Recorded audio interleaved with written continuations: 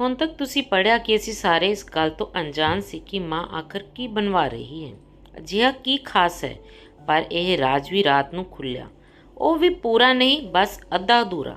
ਰਾਤ ਨੂੰ ਮਜ਼ਦੂਰਾਂ ਦੇ ਜਾਣ ਤੋਂ ਬਾਅਦ ਜਦੋਂ ਅਸੀਂ ਬਾਹਰ ਆਏ ਤਾਂ ਇੱਕ ਕਮਰੇ ਸਰੀਏ ਬੰਨੇ ਹੋਏ ਸਨ। ਜਿਸ ਕਮਰੇ 'ਚ ਮਾਂ ਭੈਣਾਂ ਨੂੰ ਬੰਦ ਕਰਦੀ ਸੀ ਉਹ ਅਜੀਬ ਜਿਹਾ ਹੋਇਆ ਪਿਆ ਸੀ ਅਤੇ ਉਸਨੂੰ ਕਾਫੀ ਵੱਡਾ ਵੀ ਕਰਵਾ ਦਿੱਤਾ ਸੀ, ਕਿਉਂਕਿ ਉਸਨੂੰ ਪਿਛਲੀ ਗਲੀ ਤੱਕ ਲੰਮਾ ਕੀਤਾ ਗਿਆ ਸੀ। ਮੈਂ ਇੱਕ ਵਾਰ ਹਿੰਮਤ ਕੀਤੀ, ਕਿਉਂਕਿ ਮੈਨੂੰ ਇਹ ਗੱਲ ਪਚ ਨਹੀਂ ਰਹੀ ਸੀ। ਜਦੋਂ ਤੱਕ ਮੈਂ ਪਤਾ ਨਹੀਂ ਕਰ ਲੈਂਦੀ ਸੀ ਮੈਨੂੰ ਚੈਨ ਨਹੀਂ ਮਿਲਦਾ ਸੀ। ਮਾਂ, ਹੁਣ ਤਾਂ ਦੱਸ ਦਿਓ ਕੀ ਬਣਵਾ ਰਹੀ ਹੋ? ਜਿਸ 'ਤੇ ਉਹ ਬੋਲੀ ਕਿ ਤੈਨੂੰ ਮੈਂ ਮਨਾ ਕੀਤਾ ਸੀ ਨਾ, ਤੂੰ ਕਿਉਂ ਆਈ ਮਜ਼ਦੂਰਾਂ ਦੇ ਸਾਹਮਣੇ? ਅੱਜ ਤੋਂ ਬਾਅਦ ਕੋਈ ਗਲਤੀ ਕੀਤੀ ਨਾ ਤਾਂ ਲੱਤਾਂ ਤੋੜ ਦਿਆਂਗੀ। ਉਸ ਸਮੇਂ ਹੀ ਖੁਸ਼ੀ ਭੈਣ ਤੇ ਤੈਨੂੰ ਭੈਣ ਦਾ ਲੰਗੜਾ ਕੇ ਚੱਲਣਾ ਯਾਦ ਆਇਆ ਤੇ ਮੈਂ ਡਰ ਕੇ ਚੁੱਪ ਹੋ ਗਈ। ਚੰਗਾ, ਮੁਆਫ ਕਰ ਦਿਓ ਮਾਂ, ਪਰ ਦੱਸ ਤਾਂ ਦਿਓ ਮੈਂ ਤੁਹਾਡੀ ਚੰਗੀ ਵਾਲੀ ਬੇਟੀ ਨਹੀਂ। ਜਿੱਥੇ ਕੁਝ ਹੋਰ ਕੰਮ ਨਾ ਆਵੇ ਉੱਥੇ ਮੱਖਣ ਲਾਉਣਾ ਬਹੁਤ ਚੰਗਾ ਹੈ। ਤੇ ਮੈਂ ਵੀ ਇਹੀ ਸਕੀਮ ਲਾਈ ਤੇ ਮਾਸੂਮ ਬਣ ਕੇ ਪੁੱਛਿਆ ਤਾਂ ਉਹ ਕਹਿਣ ਲੱਗੀ ਕਿ ਜੇਲ੍ਹ ਬਣਵਾ ਰਹੀ ਹਾਂ ਤੁਹਾਡੇ ਸਾਰਿਆਂ ਲਈ। ਹੁਣ ਜੋ ਕੋਈ ਗਲਤੀ ਕਰੇਗੀ ਉਹ ਇੱਥੇ ਬੰਦ ਹੋਵੇਗੀ। ਮੈਨੂੰ ਲੱਗਿਆ ਮਾਂ ਮਜ਼ਾਕ ਕਰ ਰਹੀ ਹੈ ਤੇ ਇਸ ਗੱਲ ਤੇ ਮੈਂ ਹੱਸਣ ਲੱਗੀ, ਪਰ ਉਹ ਮਜ਼ਾਕ ਨਹੀਂ ਕਰ ਰਹੀ ਸੀ, ਉਹ ਸੱਚ ਆਖ ਰਹੀ ਸੀ। ਤਦ ਮੇਰੇ ਹੱਸਣ ਤੇ ਨਾਰਾਜ਼ ਹੋ ਕੇ ਬੋਲੀ ਕਿ ਰੀਆ, ਇਹ ਬਦਤਮੀਜ਼ੀ ਹੈ। ਜੇਕਰ ਮਾਂ ਕੋਈ ਗੱਲ ਕਹੇ ਤਾਂ ਦੰਦ ਨਹੀਂ ਕੱਢੀਦੇ, ਸਗੋਂ ਉਸਨੂੰ ਧਿਆਨ ਨਾਲ ਸੁਣੀਦਾ ਹੈ ਤੇ ਉਸ 'ਤੇ ਚੱਲਣ ਦੀ ਕੋਸ਼ਿਸ਼ ਕਰੀਦੀ ਹੈ। ਅੱਜ ਤੋਂ ਬਾਅਦ ਤੂੰ ਕਦੇ ਅਜਿਹਾ ਵਿਵਹਾਰ ਕੀਤਾ ਤਾਂ ਮੈਥੋਂ ਬੁਰਾ ਕੋਈ ਨਹੀਂ ਹੋਵੇਗਾ ਤੇ ਸਭ ਤੋਂ ਪਹਿਲਾਂ ਤਾਂ ਮੈਂ ਹੀ ਤੈਨੂੰ ਇਸ ਜੇਲ੍ਹ ਦੇ ਅੰਦਰ ਬੰਦ ਕਰਾਂਗੀ। ਮਾਂ ਦੀ ਇਸ ਗੱਲ ਤੇ ਇੱਕਦਮ ਮੇਰੇ ਹਾਸੇ ਨੂੰ ਬ੍ਰੇਕ ਲਾ ਦਿੱਤਾ ਤੇ ਮੈਂ ਡਰੀਆਂ ਹੋਈਆਂ ਨਜ਼ਰਾਂ ਨਾਲ ਉਹਨਾਂ ਨੂੰ ਦੇਖਦੇ ਹੋਏ ਬੋਲੀ ਕਿ ਮਾਂ, ਕੀ ਤੁਸੀਂ ਸੱਚ ਆਖ ਰਹੇ ਹੋ? ਪਰ ਇਸ ਵਾਰ ਉਹ ਨਹੀਂ ਬੋਲੀ ਤੇ ਮੈਨੂੰ ਗੁੱਸੇ ਵਾਲੀਆਂ ਨਜ਼ਰਾਂ ਨਾਲ ਦੇਖਦੇ ਹੋਏ ਕਮਰੇ ਚਲੀ ਗਈ। ਪਿੱਛੋਂ ਭੈਣ ਨੇ ਮੇਰਾ ਹੱਥ ਫੜਿਆ ਤੇ ਆਪਣੇ ਕਮਰੇ 'ਚ ਲੈ ਗਈ। ਰੀਆ, ਪਾਗਲ ਕਿਉਂ ਬਣੀ ਬੈਠੀ ਹੈ? ਕਿੰਨੀ ਵਾਰ ਤੈਨੂੰ ਮਨਾ ਕੀਤਾ ਹੈ ਕਿ ਫਜ਼ੂਲ ਦੇ ਸਵਾਲ ਨਾ ਕਰਿਆ ਕਰ। ਜੇਕਰ ਮਾਂ ਨੂੰ ਗੁੱਸਾ ਆ ਗਿਆ ਤਾਂ ਬਹੁਤ ਬੁਰਾ ਹੋਵੇਗਾ ਤੇਰੇ ਨਾਲ। ਤੂੰ ਸਮਝਦੀ ਕਿਉਂ ਨਹੀਂ? ਤੂੰ ਇਹਨਾਂ ਸਵਾਲਾਂ ਦਾ ਪਿੱਛਾ ਕਿਉਂ ਨਹੀਂ ਛੱਡਦੀ? ਕਿੰਨੇ ਵਾਰ ਮੈਂ ਤੈਨੂੰ ਮਨਾ ਕਰ ਚੁੱਕੀ ਹਾਂ, ਪਰ ਤੂੰ ਹੈ ਕਿ ਇਸ ਗੱਲ ਦਾ ਪਿੱਛਾ ਨਹੀਂ ਛੱਡਦੀ। ਰੁਕ ਜਾ, ਨਾ ਕਰ ਪਿੱਛਾ ਇਹਨਾਂ ਗੱਲਾਂ ਦਾ। ਇੱਕ ਦਿਨ ਖੁਦ ਪਤਾ ਲੱਗ ਜਾਵੇਗਾ, ਫਿਰ ਤੂੰ ਰੋਂਦੀ ਫਿਰੇਂਗੀ। ਭੈਣ ਬਹੁਤ ਜ਼ਿਆਦਾ ਰੋ ਰਹੀ ਸੀ ਤੇ ਮੈਨੂੰ ਖੁਦ ਤੇ ਗੁੱਸਾ ਆਇਆ। ਮੈਂ ਕਿਉਂ ਇਹਨਾਂ ਗੱਲਾਂ ਦੇ ਪਿੱਛੇ ਭੱਜ ਰਹੀ ਹਾਂ, ਜਦੋਂ ਕਿ ਇਹ ਗੱਲਾਂ ਚੰਗੀਆਂ ਵੀ ਨਹੀਂ ਹਨ। ਇਹ ਜਾਣਦੇ ਹੋਏ ਵੀ ਕਿ ਦੋਨੇ ਭੈਣਾਂ ਦੀ ਕੀ ਹਾਲਤ ਹੋਈ ਹੈ। ਮੈਂ ਬਸ ਆਪਣੇ ਸ਼ੱਕ ਦੇ ਪਿੱਛੇ ਵਾਰ-ਵਾਰ ਤੈਨੂੰ ਭੈਣ ਤੇ ਖੁਸ਼ੀ ਭੈਣ ਤੋਂ ਪੁੱਛ ਕੇ ਉਹਨਾਂ ਨੂੰ ਤਕਲੀਫ ਦੇ ਰਹੀ ਹਾਂ। ਉਸ ਰਾਤ ਮੈਂ ਭੈਣ ਨਾਲ ਵਾਅਦਾ ਕੀਤਾ ਕਿ ਅੱਜ ਤੋਂ ਬਾਅਦ ਮੈਂ ਇਸ ਬਾਰੇ 'ਚ ਕਿਸੇ ਤੋਂ ਨਹੀਂ ਪੁੱਛਾਂਗੀ ਤੇ ਹਰ ਕੰਮ ਬਹੁਤ ਚੰਗੀ ਤਰ੍ਹਾਂ ਕਰਾਂਗੀ। ਮਾਂ ਨੂੰ ਕਦੇ ਵੀ ਸ਼ਿਕਾਇਤ ਦਾ ਮੌਕਾ ਨਹੀਂ ਦਿਆਂਗੀ। ਬਸ ਮੈਨੂੰ ਇਸ ਵਾਰ ਮਾਫ ਕਰ ਦਿਓ, ਮੈਂ ਤੁਹਾਡਾ ਦਿਲ ਦੁਖਾਇਆ ਹੈ। ਭੈਣ ਇਸ ਗੱਲੋਂ ਬਹੁਤ ਜ਼ਿਆਦਾ ਖੁਸ਼ ਹੋਈ ਤੇ ਆਪਣੇ ਬੈੱਡ ਦੇ ਹੇਠੋਂ 500 ਰੁਪਏ ਕੱਢ ਕੇ ਮੈਨੂੰ ਦਿੱਤੇ। ਮੈਂ ਹੈਰਾਨ ਰਹਿ ਗਈ, ਕਿਉਂਕਿ ਉਹਨਾਂ ਕੋਲ ਇੰਨੇ ਸਾਰੇ ਪੈਸੇ ਕਿੱਥੋਂ ਆਏ? ਮਾਂ ਤਾਂ ਸਾਡੇ 'ਚੋਂ ਕਿਸੇ ਨੂੰ ਵੀ ਖਰਚਾ ਨਹੀਂ ਦਿੰਦੀ ਸੀ। ਮੈਂ ਭੈਣ ਤੋਂ ਪੁੱਛਿਆ ਤਾਂ ਉਹ ਹੱਸ ਕੇ ਬੋਲੀ ਕਿ ਤੂੰ ਦੇਖਿਆ ਹੈ ਨਾ ਕਿ ਜਦੋਂ ਮੈਂ ਕਮਰੇ 'ਚੋਂ ਬਾਹਰ ਆਉਂਦੀ ਹਾਂ ਤਾਂ ਮਾਂ 500 ਦੇ ਕਿੰਨੇ ਨੋਟ ਉਠਾਉਂਦੀ ਹੈ। ਮੈਂ ਇਸ ਗੱਲ ਤੇ ਛੇਤੀ ਦੇ ਨੇ ਸਿਰ ਹਾਂ 'ਚ ਹਿਲਾ ਦਿੱਤਾ। ਭੈਣ ਕਹਿਣ ਲੱਗੀ ਕਿ ਮੈਂ ਵੀ ਉਹਨਾਂ ਪੈਸਿਆਂ 'ਚੋਂ ਕੁਝ ਉਠਾ ਲਏ ਸਨ। ਹੁਣ ਇਹ ਤੇਰੇ ਹੋਏ, ਕਿਉਂਕਿ ਤੂੰ ਮੇਰੀ ਗੱਲ ਮੰਨ ਰਹੀ ਹੈ ਤੇ ਜੇਕਰ ਤੂੰ ਮੇਰੇ ਨਾਲ ਕੀਤਾ ਵਾਅਦਾ ਤੋੜਿਆ ਤਾਂ ਮੈਂ ਉਸੇ ਦਿਨ ਤੇਰੇ ਨਾਲ ਹਮੇਸ਼ਾ ਲਈ ਰੁੱਸ ਜਾਵਾਂਗੀ ਤੇ ਕਦੇ ਗੱਲ ਨਹੀਂ ਕਰਾਂਗੀ। ਮੈਂ ਉਹਨਾਂ ਨੂੰ ਯਕੀਨ ਦਿਵਾਇਆ ਕਿ ਕਦੇ ਵੀ ਅਜਿਹਾ ਨਹੀਂ ਹੋਵੇਗਾ ਕਿ ਮੈਂ ਤੇਰੇ ਨਾਲ ਕੀਤਾ ਹੋਇਆ ਵਾਅਦਾ ਤੋੜਾਂ। ਮੈਂ ਉਸ ਰਾਤ ਸਾਰਿਆਂ ਨੂੰ ਇਹ ਵਿਸ਼ਵਾਸ ਦਿਵਾ ਦਿੱਤਾ ਕਿ ਇਸ ਬਾਰੇ ਅੱਜ ਤੋਂ ਬਾਅਦ ਕੋਈ ਗੱਲ ਨਹੀਂ ਕਰਨੀ। ਜੇਕਰ ਮੈਂ ਇਸ ਤਰ੍ਹਾਂ ਹੀ ਪੁੱਛਦੀ ਰਹੀ ਤਾਂ ਮਾਂ ਮੈਨੂੰ ਵੀ ਜੇਲ੍ਹ 'ਚ ਨਾ ਪਾ ਦੇਵੇ। ਅਗਲੇ ਦਿਨ ਫਿਰ ਮਾਂ ਨੇ ਸਾਨੂੰ ਸਾਰਿਆਂ ਨੂੰ ਕਮਰੇ 'ਚ ਬੰਦ ਕਰ ਦਿੱਤਾ, ਕਿਉਂਕਿ ਪਾਪਾ ਆਪਣੇ ਕਿਸੇ ਦੋਸਤ ਕੋਲ ਗਏ ਸਨ ਤੇ ਸਵੇਰ ਦੇ ਸਮੇਂ ਵਾਪਸ ਆਏ ਸਨ। ਉਸ ਦਿਨ ਵੀ ਪਾਪਾ ਨੇ ਮਾਂ ਤੋਂ ਪੈਸੇ ਮੰਗੇ ਤੇ ਮਾਂ ਦੇ ਦੇਣ ਤੋਂ ਮਨਾ ਕਰ ਦਿੱਤਾ, ਜਿਸ ਤੇ ਦੋਵਾਂ ਵਿਚਕਾਰ ਬਹੁਤ ਜ਼ਿਆਦਾ ਝਗੜਾ ਹੋਇਆ। ਇੱਥੋਂ ਤੱਕ ਕਿ ਪਾਪਾ ਮਾਂ ਨੂੰ ਕੁੱਟਣ ਲੱਗਿਆ ਤੇ ਮਾਂ ਪਾਪਾ ਤੋਂ ਆਪਣਾ ਬਚਾਅ ਕਰਨ ਦੀ ਕੋਸ਼ਿਸ਼ ਕਰਨ ਲੱਗੀ। ਪਰ ਪਾਪਾ ਨੇ ਸਟੀਲ ਦਾ ਫੁੱਲਦਾਨ ਉਠਾਇਆ ਤੇ ਜਿਵੇਂ ਹੀ ਉਹ ਫੁੱਲਦਾਨ ਮਾਂ ਦੇ ਸਿਰ ਤੇ ਮਾਰਨ ਲੱਗੇ ਤਾਂ ਉਹਨਾਂ ਦਾ ਪੈਰ ਤਿਲਕ ਗਿਆ ਤੇ ਪੈਰ ਤਿਲਕਦੇ ਹੀ ਪਾਪਾ ਦਾ ਸਿਰ ਜ਼ਮੀਨ ਤੇ ਜ਼ੋਰ ਨਾਲ ਲੱਗਣ ਕਾਰਨ ਫਟ ਗਿਆ। ਮਾਂ ਜਲਦੀ ਨਾਲ ਗਲੀ 'ਚ ਹੀ ਮੌਜੂਦ ਡਾਕਟਰ ਕੋਲ ਗਈ। ਡਾਕਟਰ ਨੇ ਦੱਸਿਆ ਕਿ ਪਾਪਾ ਦਾ ਦੇਹਾਂਤ ਹੋ ਚੁੱਕਾ ਹੈ। ਇਹ ਸੁਣ ਕੇ ਮਾਂ ਬਹੁਤ ਜ਼ਿਆਦਾ ਰੋਈ ਤੇ ਸਾਨੂੰ ਸਾਰੀਆਂ ਭੈਣਾਂ ਨੂੰ ਵੀ ਕਮਰੇ 'ਚੋਂ ਕੱਢ ਦਿੱਤਾ। ਮਾਂ ਰੋਂਦੇ ਹੋਏ ਕਹਿ ਰਹੀ ਸੀ ਕਿ ਜਿਸ ਆਦਮੀ ਤੋਂ ਤੁਹਾਨੂੰ ਲੁਕਾਉਣ ਦੀ ਕੋਸ਼ਿਸ਼ ਕੀਤੀ, ਅੱਜ ਉਹ ਇਸ ਦੁਨੀਆ 'ਚ ਨਹੀਂ ਰਿਹਾ। ਹੁਣ ਕੋਈ ਲੋੜ ਨਹੀਂ ਤੁਹਾਨੂੰ ਲੁਕਾਉਣ ਦੀ। ਬਾਹਰ ਆ ਕੇ ਦੇਖੋ ਆਪਣੇ ਪਾਪਾ ਨੂੰ। ਮੈਂ ਉਸ ਦਿਨ ਮਾਂ ਨੂੰ ਪਹਿਲੀ ਵਾਰ ਰੋਂਦੇ ਹੋਏ ਦੇਖਿਆ ਸੀ, ਨਹੀਂ ਤਾਂ ਉਹ ਪਰੇਸ਼ਾਨੀ 'ਚ ਵੀ ਆਪਣੇ ਮੱਥੇ ਤੇ ਇੱਕ ਤਿਉੜੀ ਨਹੀਂ ਪੈਣ ਦਿੰਦੀ ਸੀ। ਅਸੀਂ ਸਾਰੇ ਭਾਵੇਂ ਪਾਪਾ ਤੋਂ ਹਮੇਸ਼ਾ ਦੂਰ ਰਹੇ, ਪਰ ਮੈਨੂੰ ਵੀ ਬਹੁਤ ਜ਼ਿਆਦਾ ਰੋਣਾ ਆ ਰਿਹਾ ਸੀ।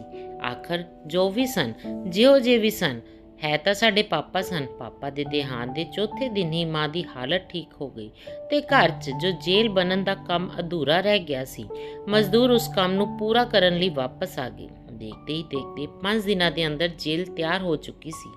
ਮਾਂ ਹੁਣ ਬਹੁਤ ਜ਼ਿਆਦਾ ਖੁਸ਼ ਰਹਿੰਦੀ ਸੀ।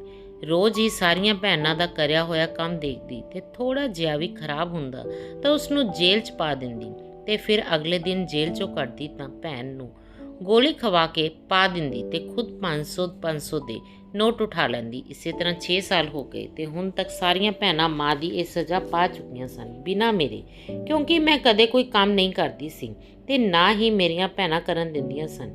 ਜੇਕਰ ਮੈਂ ਕਿਸੇ ਕੰਮ ਨੂੰ ਹੱਥ ਲਾ ਦਿੰਦੀ ਤਾਂ ਉਹ ਰੋਕ ਦਿੰਦੀਆਂ ਜਾਂ ਉਹ ਕੰਮ ਖੋ ਕੇ ਖੁਦ ਕਰਨ ਲੱਗਦੀਆਂ। ਸਾਨੂੰ ਬਹੁਤ ਅਜੀਬ ਲੱਗਦਾ ਕਿ ਇਹ ਹਮੇਸ਼ਾ ਹੀ ਮੈਨੂੰ ਛੋਟੀ ਹੀ ਸਮਝਦੀਆਂ ਰਹਿਣਗੀਆਂ। ਮੈਂ 18 ਸਾਲ ਦੀ ਹੋ ਚੁੱਕੀ ਹਾਂ। ਘੱਟੋ ਘੱਟ ਹੁਣ ਤਾਂ ਕੋਈ ਕੰਮ ਕਰਨ ਦੇਣ, ਪਰ ਉਹਨਾਂ ਸਾਰੀਆਂ ਦਾ ਇਹੀ ਜਵਾਬ ਹੁੰਦਾ ਕਿ ਜੇਕਰ ਤੇਥੋਂ ਕੋਈ ਗਲਤੀ ਹੋ ਗਈ ਤਾਂ ਮਾਂ ਤੈਨੂੰ ਵੀ ਸਜ਼ਾ ਦੇਵੇਗੀ। ਮੇਰਾ ਦਿਲ ਬਹੁਤ ਕਰਦਾ ਸੀ ਕਿ ਉਹਨਾਂ ਤੋਂ ਪੁੱਛਾਂ ਕਿ ਆਖਰ ਅਜਿਹੀ ਕਿਹੜੀ ਸਜ਼ਾ ਹੈ ਜਿਸ ਤੇ ਤੁਸੀਂ ਸਾਰੀਆਂ ਇਸ ਤਰ੍ਹਾਂ ਡਰਦੀਆਂ ਹੋ, ਪਰ ਭੈਣ ਨਾਲ ਕੀਤਾ ਹੋਇਆ ਵਾਅਦਾ ਵੀ ਬਹੁਤ ਚੰਗੀ ਤਰ੍ਹਾਂ ਯਾਦ ਸੀ। ਮੈਂ ਉਸ ਨੂੰ ਵੀ ਨਾ ਤੋੜ ਸਕਦੀ ਸੀ। ਹੁਣ ਸਿਰਫ ਇੱਕ ਹੀ ਹੱਲ ਸੀ ਕਿ ਮੈਂ ਕੰਮ ਕਰਾਂ ਤੇ ਮਾਂ ਮੈਨੂੰ ਸਜ਼ਾ ਦੇ ਤੌਰ ਤੇ ਜੇਲ੍ਹ 'ਚ ਬੰਦ ਕਰੇ। ਭੈਣਾਂ ਦਾ ਵਿਵਹਾਰ ਅਜੀਬ ਹੀ ਸੀ। ਕੋਈ ਵੀ ਮੈਨੂੰ ਕੰਮ ਨੂੰ ਹੱਥ ਨਹੀਂ ਲਾਉਣ ਦਿੰਦੀ ਸੀ। ਮੇਰਾ ਸ਼ੱਕ ਵੀ ਸੱਤਵੇਂ ਆਸਮਾਨ ਤੇ ਪਹੁੰਚ ਗਿਆ। ਇੱਕ ਦਿਨ ਮੈਂ ਖਾਣਾ ਖਾਧਾ, ਜਲਦੀ ਨਾਲ ਕੱਚ ਦੇ ਗਲਾਸ 'ਚ ਪਾਣੀ ਪੀ ਕੇ ਗਿਲਾਸ ਨੂੰ ਹੱਥ ਮਾਰਿਆ, ਜਿਸ ਕਾਰਨ ਉਹ ਹੇਠਾਂ ਡਿੱਗ ਕੇ ਟੁੱਟ ਗਿਆ। ਗਿਲਾਸ ਟੁੱਟਿਆ ਦੇਖ ਕੇ ਮਾਂ ਮੇਰੇ ਵੱਲ ਆਈ, ਪਰ ਅਗਲੇ ਹੀ ਪਲ ਉਹਨਾਂ ਦੇ ਚਿਹਰੇ ਤੇ ਅਜੀਬ ਜਿਹੀ ਮੁਸਕਰਾਹਟ ਸੀ। ਉਹਨਾਂ ਨੇ ਮੈਨੂੰ ਜੇਲ੍ਹ 'ਚ ਬੰਦ ਕਰਨ ਨੂੰ ਕਿਹਾ ਤੇ ਬੋਲੀ ਕਿ ਚੰਗੀ ਤਰ੍ਹਾਂ ਖਾ ਪੀ ਲੈ, ਬਾਅਦ 'ਚ ਸਾਰੀ ਰਾਤ ਕੁਝ ਵੀ ਨਹੀਂ ਮਿਲੇਗਾ। ਮੈਂ ਰਸੋਈ 'ਚ ਜਾ ਕੇ ਚੰਗੀ ਤਰ੍ਹਾਂ ਖਾਣਾ ਖਾਧਾ ਤਾਂ ਐਨੇ ਨੂੰ ਪਿੱਛੋਂ ਮੇਰੀ ਇੱਕ ਭੈਣ ਆਈ ਤੇ ਮੇਰਾ ਦੁਪੱਟਾ ਖੁਦ ਲੈ ਕੇ ਘੁੰਡ ਕੱਢ ਲਿਆ। ਮੈਂ ਚੀਕ ਪਈ ਕਿ ਨਹੀਂ, ਮੈਂ ਖੁਦ ਜਾਣਾ ਹੈ, ਜਿਸ ਤੇ ਉਹ ਬੋਲੀ ਕਿ ਮੈਨੂੰ ਜਾਣ ਦੇ, ਤੂੰ ਇਸ ਤਰ੍ਹਾਂ ਕਰਕੇ ਉਧਰ ਪਰਦੇ ਦੇ ਪਿੱਛੇ ਲੁਕ ਜਾਈਂ, ਤੈਨੂੰ ਸਭ ਪਤਾ ਲੱਗ ਜਾਵੇਗਾ।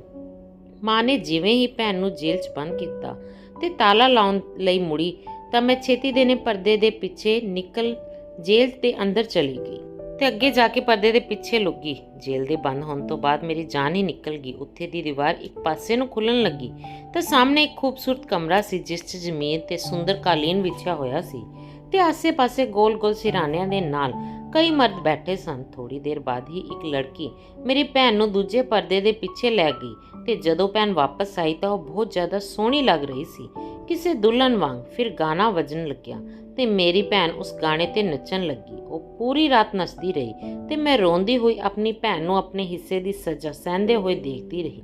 ਫਿਰ ਆਖਰ ਜਦੋਂ ਸਵੇਰ ਹੋਈ ਤਾਂ ਆਦਮੀ ਇੱਕ ਇੱਕ ਕਰਕੇ ਉੱਥੋਂ ਜਾਣ ਲੱਗੇ, ਪਰ ਜਾਣ ਤੋਂ ਪਹਿਲਾਂ ਸਾਰੇ ਆਪਣੇ ਹਿਸਾਬ ਨਾਲ ਹਜ਼ਾਰਾਂ ਦੇ ਨੋਟ ਰੱਖ ਕੇ ਜਾ ਰਹੇ ਸਨ। ਮੇਰੀ ਭੈਣ ਨੱਚ-ਨੱਚ ਕੇ ਬਹੁਤ ਜ਼ਿਆਦਾ ਥੱਕ ਗਈ ਸੀ ਤੇ ਜਦੋਂ ਮਾਂ ਨੇ ਜੇਲ੍ਹ ਦਾ ਦਰਵਾਜ਼ਾ ਖੋਲ੍ਹਿਆ ਤਾਂ ਉਸ ਤੋਂ ਚੰਗੀ ਤਰ੍ਹਾਂ ਚੱਲਿਆ ਵੀ ਨਹੀਂ ਜਾ ਰਿਹਾ ਸੀ ਤੇ ਉਹ ਲੰਗੜਾ ਕੇ ਚੱਲ ਰਹੀ ਸੀ। ਜਦੋਂ ਉਹ ਬਾਹਰ ਨਿਕਲੀ ਤਾਂ ਮੈਂ ਵੀ ਅੱਖ ਬਚਾ ਕੇ ਉਸ ਦੇ ਪਿੱਛੇ ਹੀ ਬਾਹਰ ਨਿਕਲੀ। ਮੇਰੀਆਂ ਸਾਰੀਆਂ ਭੈਣਾਂ ਨੇ ਇਹ ਜ਼ੁਲਮ ਬਰਦਾਸ਼ਤ ਕਰ ਲਿਆ ਸੀ, ਪਰ ਮੇਰੇ ਲਈ ਇਹ ਸਭ ਕੁਝ ਸਹਿਣਾ ਸੰਭਵ ਨਹੀਂ ਸੀ। ਮੈਂ ਸੋਚ ਲਿਆ ਕਿ ਅੱਜ ਰਾਤ ਨੂੰ ਮਾਂ ਨੂੰ ਉਹਨਾਂ ਦੇ ਕੀਤੇ ਦੀ ਸਜ਼ਾ ਜ਼ਰੂਰ ਦਿਆਂਗੀ। ਅੱਜ ਫਿਰ ਮੈਂ ਗਲਤੀ ਕੀਤੀ ਤੇ ਮਾਂ ਨੇ ਮੈਨੂੰ ਭੇਜਣਾ ਚਾਹਿਆ ਤਾਂ ਬਾਕੀ ਭੈਣਾਂ ਨੇ ਮਨਾ ਕਰ ਦਿੱਤਾ ਕਿ ਅਸੀਂ ਚਲੇ ਜਾਂਦੇ ਹਾਂ, ਪਰ ਮੈਂ ਜਿੱਦ ਕੀਤੀ ਤੇ ਖੁਦ ਜੇਲ੍ਹ ਦੇ ਅੰਦਰ ਗਈ। ਰਾਤ ਨੂੰ ਉੱਥੇ ਜਾਣ ਤੋਂ ਪਹਿਲਾਂ ਮੈਂ ਇੱਕ ਬਹੁਤ ਵੱਡਾ ਕਦਮ ਉਠਾਇਆ ਸੀ ਤੇ ਉਹ ਇਹ ਕਿ ਸਾਡੇ ਮੁਹੱਲੇ 'ਚ 3 ਸਾਲ ਪਹਿਲਾਂ ਹੀ ਇੱਕ ਸੱਸ ਨੇ ਆਪਣੀ ਬਹੂ ਨੂੰ ਮਾਰਿਆ ਸੀ ਤਾਂ ਮੀਡੀਆ ਵਾਲੇ ਆਏ ਸਨ। ਜਾਂਦੇ ਸਮੇਂ ਉਹਨਾਂ ਦਾ ਕਾਰਡ ਗਲੀ 'ਚ ਹੀ ਡਿੱਗ ਗਿਆ ਤੇ ਮੈਂ ਉਹ ਉਠਾ ਲਿਆ ਸੀ। ਉਹ ਕਾਰਡ ਉਸ ਸਮੇਂ ਤੋਂ ਹੀ ਮੈਂ ਸਾਂਭ ਕੇ ਰੱਖਿਆ ਹੋਇਆ ਸੀ। ਪਾਪਾ ਕਿਉਂਕਿ ਮਰ ਗਏ ਸਨ ਤਾਂ ਮੈਂ ਉਹਨਾਂ ਦਾ ਮੋਬਾਈਲ ਵੀ ਸਾਂਭਿਆ ਹੋਇਆ ਸੀ, ਜਿਸ ਤੋਂ ਮੈਂ ਮੀਡੀਆ ਵਾਲਿਆਂ ਦਾ ਨੰਬਰ ਮਿਲਾਇਆ ਤੇ ਉਹਨਾਂ ਨੂੰ ਸਭ ਕੁਝ ਦੱਸ ਦਿੱਤਾ। ਮੈਂ ਉਹਨਾਂ ਨੂੰ ਇਹ ਵੀ ਦੱਸਿਆ ਕਿ ਅੱਜ ਰਾਤ ਤੁਹਾਨੂੰ ਆਪਣੀਆਂ ਅੱਖਾਂ ਨਾਲ ਸਭ ਸੱਚ ਪਤਾ ਲੱਗ ਜਾਵੇਗਾ। ਉਹ ਲੋਕ ਮੇਰੀ ਗੱਲ ਤੇ ਵਿਸ਼ਵਾਸ ਕਰਕੇ ਮੇਰੇ ਅੰਦਰ ਜਾਣ ਤੋਂ ਪਹਿਲਾਂ ਹੀ ਸਾਡੇ ਮੁਹੱਲੇ 'ਚ ਆ ਗਏ ਤੇ ਮੇਰੇ ਕਹੇ ਅਨੁਸਾਰ ਮੇਰੇ ਇਸ਼ਾਰੇ ਦਾ ਇੰਤਜ਼ਾਰ ਕਰਨ ਲੱਗੇ। ਮੈਂ ਉਹਨਾਂ ਨੂੰ ਕਿਹਾ ਸੀ ਕਿ ਮੈਂ ਜੇਲ੍ਹ 'ਚ ਜਾਣ ਤੋਂ ਪਹਿਲਾਂ 2 ਵਾਰ ਉੱਚੀ ਤੈਨੂੰ ਭੈਣ ਕਹਾਂਗੀ ਤਾਂ ਤੁਸੀਂ ਅੰਦਰ ਆ ਜਾਣਾ। ਜਿਵੇਂ ਹੀ ਮਾਂ ਮੈਨੂੰ ਜੇਲ੍ਹ 'ਚ ਅੰਦਰ ਲਿਜਾਣ ਲੱਗੀ ਤਾਂ ਮੈਂ ਉੱਚੀ ਤੈਨੂੰ ਭੈਣ ਕਿਹਾ ਤਾਂ ਉਹ ਪਿੱਛੇ ਹੀ ਕੈਮਰੇ ਲੈ ਕੇ ਆ ਗਏ। ਮਾਂ ਦੀਆਂ ਕਰਤੂਤਾਂ ਨੂੰ ਕੈਮਰੇ 'ਚ ਰਿਕਾਰਡ ਕਰ ਲਿਆ। ਮਾਂ ਬਹੁਤ ਘਬਰਾ ਗਈ। ਵਾਰ-ਵਾਰ ਮੈਨੂੰ ਗੁੱਸੇ ਨਾਲ ਦੇਖਦੇ ਹੋਏ ਮੈਨੂੰ ਆਪਣੇ ਸੀਨੇ ਨਾਲ ਲਗਾਉਣ ਲੱਗੀ ਕਿ ਮੇਰੀ ਬੇਟੀ ਤਾਂ ਪਾਗਲ ਹੈ। ਪਰ ਮੀਡੀਆ ਵਾਲਿਆਂ ਨੇ ਪੁਲਿਸ ਨੂੰ ਵੀ ਦੱਸ ਦਿੱਤਾ ਸੀ ਤਾਂ ਅਗਲੇ ਕੁਝ ਮਿੰਟਾਂ 'ਚ ਪੁਲਿਸ ਵੀ ਆ ਗਈ ਕਿ ਮਾਂ ਨੂੰ ਲਿਜਾ ਕੇ ਜੇਲ੍ਹ ਸੁੱਟ ਦਿੱਤਾ। ਮੇਰੀਆਂ ਸਾਰੀਆਂ ਭੈਣਾਂ ਮੇਰੇ ਨਾਲ ਬਹੁਤ ਨਾਰਾਜ਼ ਸਨ ਕਿ ਮਾਂ ਨਾਲ ਅਜਿਹਾ ਕਿਉਂ ਕੀਤਾ, ਪਰ ਮੈਂ ਚੁੱਪ ਸੀ। ਮੈਂ ਕੋਈ ਜਵਾਬ ਨਾ ਦਿੱਤਾ। ਮੈਂ ਬਸ ਆਪਣੀਆਂ ਭੈਣਾਂ ਨੂੰ ਬਚਾਉਣਾ ਚਾਹੁੰਦੀ ਸੀ। ਅਗਲੇ ਦਿਨ ਇੱਕ ਲੇਡੀਜ਼ ਕਾਂਸਟੇਬਲ ਨੇ ਸਾਨੂੰ ਦੱਸਿਆ ਕਿ ਉਸ ਔਰਤ ਨੇ ਜ਼ੁਲਮ ਕੀਤਾ ਹੈ। ਤੁਸੀਂ ਸਾਰੀਆਂ ਉਸ ਦੀਆਂ ਬੇਟੀਆਂ ਨਹੀਂ ਹੋ, ਸਗੋਂ ਉਸਨੇ ਤੁਹਾਨੂੰ ਅਲੱਗ-ਅਲੱਗ ਜਗ੍ਹਾ ਤੋਂ ਉਠਾਇਆ ਹੈ ਸਿਰਫ ਇਹ ਕਾਰੋਬਾਰ ਕਰਨ ਲਈ। ਇਸ ਦਾ ਪਤੀ ਵੀ ਖੁਦ ਦੀ ਮੌਤ ਨਹੀਂ ਮਰਿਆ, ਸਗੋਂ ਇਸ ਔਰਤ ਨੇ ਖੁਦ ਮਾਰਿਆ ਹੈ ਕਿਉਂਕਿ ਉਹ ਤੁਹਾਨੂੰ ਸਾਰੀਆਂ ਨੂੰ ਵੇਚਣਾ ਚਾਹੁੰਦਾ ਸੀ, ਜਦੋਂ ਕਿ ਇਹ ਔਰਤ ਸਾਰੀ ਉਮਰ ਦੀ ਕਮਾਈ ਖਾਣਾ ਚਾਹੁੰਦੀ ਸੀ ਤੇ ਤੁਹਾਡੇ ਤੋਂ ਇਹ ਕੰਮ ਕਰਵਾਉਂਦੀ ਸੀ। ਇਹ ਸੁਣ ਸਾਡੇ ਸਾਰਿਆਂ ਭੈਣਾਂ ਦੇ ਦੁੱਖਾਂ ਦਾ ਪਹਾੜ ਟੁੱਟ ਗਿਆ। ਪੁਲਿਸ ਨੇ ਕਿਹਾ ਕਿ ਉਹ ਸਾਨੂੰ ਸਾਡੇ ਅਸਲੀ ਮਾਤਾ ਪਿਤਾ ਤੱਕ ਪਹੁੰਚਾ ਦੇਣਗੇ, ਪਰ ਅਸੀਂ ਸਾਰਿਆਂ ਨੇ ਮਨਾ ਕਰ ਦਿੱਤਾ ਤੇ ਅਸੀਂ ਸਾਰੀਆਂ ਭੈਣਾਂ ਨੇ ਇਕੱਠੇ ਰਹਿਣ ਦਾ ਸੋਚਿਆ ਕਿ ਅਸੀਂ ਸਾਰੀਆਂ ਭੈਣਾਂ ਵੱਖ ਨਹੀਂ ਹੋਵਾਂਗੀ ਤੇ ਹਮੇਸ਼ਾ ਇਕੱਠੇ ਰਹਾਂਗੀ। ਸੋ ਦੋਸਤੋ, ਮੈਂ ਮਾਂ ਨੂੰ ਪੁਲਿਸ ਹਵਾਲੇ ਕਰਕੇ ਸਹੀ ਕੀਤਾ ਜਾਂ ਫਿਰ ਗਲਤ, ਪਲੀਜ਼ ਕਮੈਂਟ ਕਰਕੇ ਜ਼ਰੂਰ ਦੱਸਣਾ। ਜੇਕਰ ਤੁਹਾਨੂੰ ਸਾਡੀ ਅੱਜ ਦੀ ਇਹ ਕਹਾਣੀ ਜੇਕਰ ਪਸੰਦ ਆਈ ਤਾਂ ਵੀਡੀਓ ਨੂੰ ਲਾਈਕ ਕਰਨਾ ਤੇ ਵੀਡੀਓ ਨੂੰ ਜ਼ਿਆਦਾ ਤੋਂ ਜ਼ਿਆਦਾ ਸ਼ੇਅਰ ਕਰਨਾ। ਜੇਕਰ ਤੁਸੀਂ ਸਾਡੇ ਚੈਨਲ ਤੇ ਨਵੇਂ ਹੋ ਤਾਂ ਸਾਡੇ ਚੈਨਲ ਗਿਆਨ ਦੀਆਂ ਗੱਲਾਂ ਨੂੰ ਜ਼ਰੂਰ ਸਬਸਕ੍ਰਾਈਬ ਕਰ ਲੈਣਾ। ਧੰਨਵਾਦ।